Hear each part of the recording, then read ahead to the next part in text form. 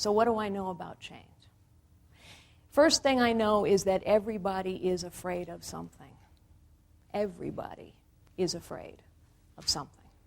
All of you are afraid of something. All of us are afraid of something. What distinguishes people who are successful in their life from those who are not is, what do you do with your fear?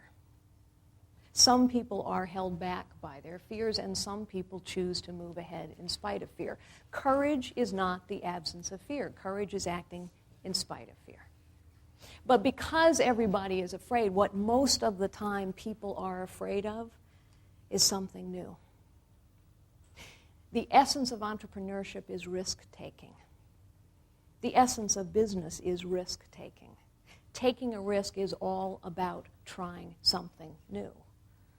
And yet, as people go on in their lives, they become afraid of trying something new. And so change is always resisted, always. Because people are afraid. Even if what they have is not satisfying to them, a lot of people are afraid to venture into the unknown. And that holds them back from change.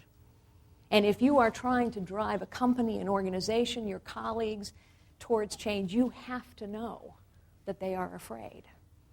And you have to know as well that the only way you can help people get over their fear is to give them a vision of something that's worth striving for, that's worth taking a risk for.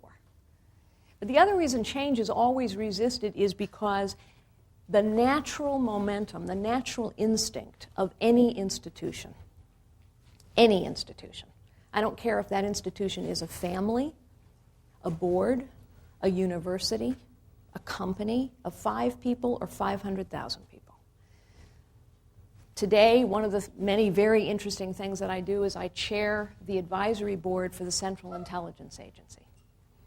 And so I can say without fear of contradiction that this is true of government or agencies, everybody. The natural momentum of any organization is to preserve the status quo. Why? Because people who have positions of power and influence want to keep them. And so they invest their energies in maintaining their position of power and influence. This isn't because people are bad. It's just human nature.